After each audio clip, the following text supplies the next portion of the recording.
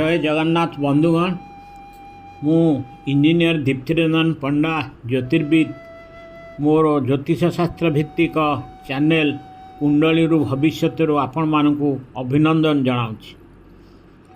आज ज्योतिष शास्त्र भित्तिक आलोचन आम गोटे बढ़िया जिनस विषय आलोचना करवा जहाँ हूँ विभिन्न लग्नर गुण लग्न देहरु आम केमती विचार करिपरिबा बा व्यक्तिर गुण केमती जानीपर से विषय आज हूँ आम आलोचनार विषय।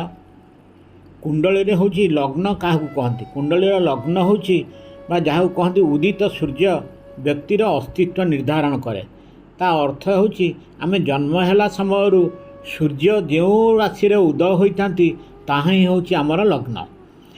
यह कुंडलीर प्रथम गृहर बाट खोले एवं कुंडलीर यार महत्व सबुठारु अधिक। लग्नर गुणरु व्यक्तिर बहुत किछि जिनिस अनुमान करी हुए यथा व्यक्तिर चेहरा तार व्यक्तित्व अन्य मानक सहित संपर्क व्यक्तिर स्वास्थ्य तार चरित्र इत्यादि। बाह्य जगत सहित व्यक्तिर संपर्क मध्य लग्न देहरु जानी हुए। जन्म हेबा मात्रे व्यक्ति पृथ्वी सहित संपर्कित हो जाए। यही गुणगुड़िक सदाबले स्थिर। 12 गोटी लग्नर गुण आम गोटिक पर गोटे आलोचना करवा। आज से क्रम आज 4टी लग्न आम आलोचना करवा। मेष वृष मिथुन और कर्कट। प्रथम मेष लग्न। मेष लग्न पुरुष माने प्रायतः चंदा देखा हृष्टपुष्ट कार्य संपूर्ण पाई संकल्पित एवं उच्चाभिलाषी से मानकर प्रायतः लंबा बेक एवं तीक्ष्ण दृष्टि। तांकर सकारात्मक गुण कौन?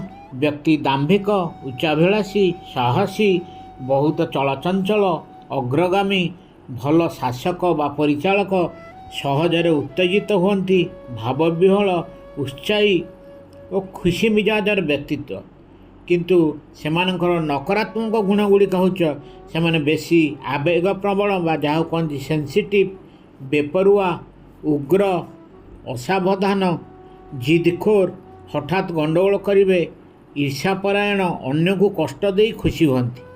मेष लग्न महिला मानक अपेक्षा पुरुष मानक पई अधिक युक्तियुक्त।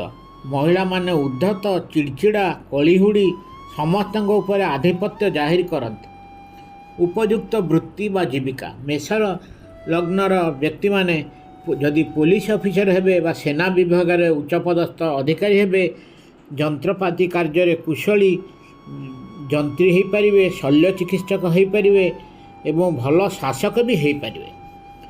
तांकर मेष लग्न कुंडली रे व्यक्ति मानकर कौन कौन रोग बा स्वास्थ्य केमती रहिबो सेमाने क्षत विक्षत हेबार आशंका अच्छी। पोड़ा घा दुर्घटना भी घटीपे। अत्यधिक गरम जात रोग यथा उच्च रक्तचाप अर्श मस्तिष्क रोग और स्नाविक असुविधा मध्य सृष्टि हो पारे। एबे आमे आसीबा वृष लग्न उपर आलोचना करबा। वृष लग्नर व्यक्ति मोटा मजबूत बेक चारिकोणिया मुह चौड़ा छाती तीक्ष्ण दृष्टि एवं मधुर कंठ।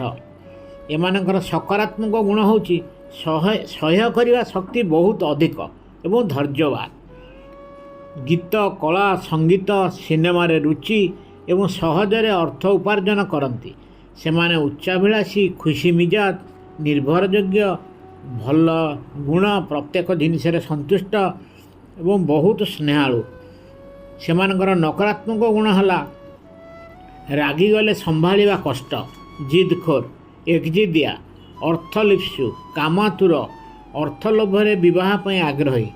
उपयुक्त वृत्ति बा जीविका वृष लग्नर कौन हेले भल हेबो ता होछि व्यवसाय कले भल हेबो। होटेल बा आमोद प्रमोद क्षेत्र में किछि कले भल हेबे।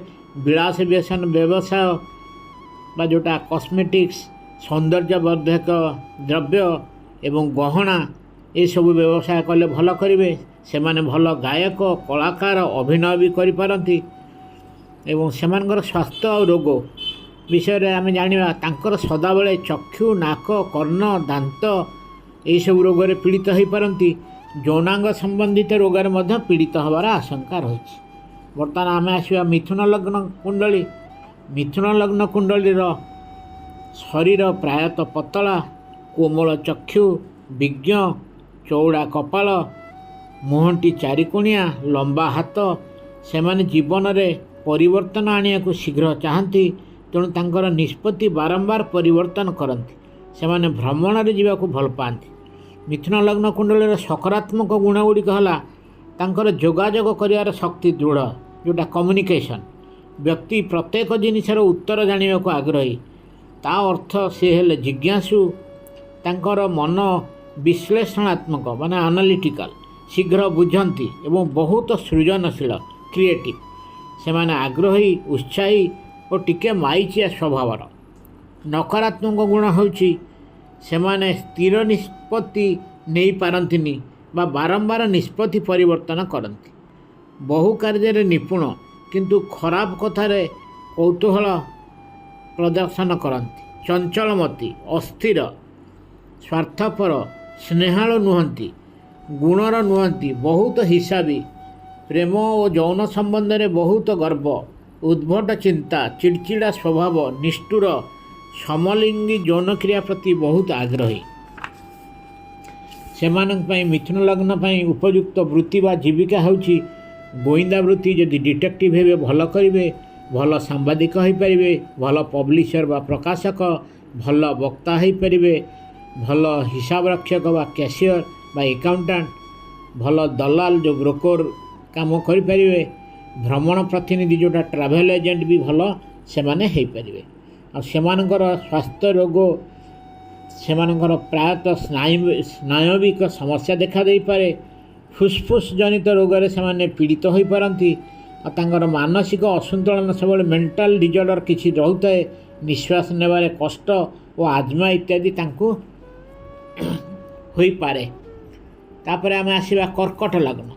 କର୍କଟ ଲଗ୍ନର ବ୍ୟକ୍ତି ପ୍ରାୟତଃ ଗୋଲାକାର ମୁଖ, ମୋଟା ଶରୀର, ଅଳସୁଆ, ମେଦବହୁଳତା ଏବଂ ଧୀର।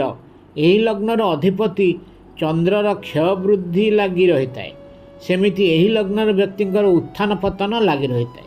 ସକାରାତ୍ମକ ଗୁଣ: ସୁନ୍ଦର କଳ୍ପନା, ସମ୍ବେଦନଶୀଳ, ଦରଦୀ, ଗୃହରେ ଓ ପରିବାର ସହିତ ରହିବାକୁ ଭଲ ପାଆନ୍ତି, ବୁଲିବାରେ ସଉକ, ବୁଦ୍ଧିଆ, ସମୃଦ୍ଧିଶାଳୀ, ନ୍ୟାୟବାନ, ପ୍ରେମପ୍ରବଣ ଏବଂ ଭାବପ୍ରବଣ।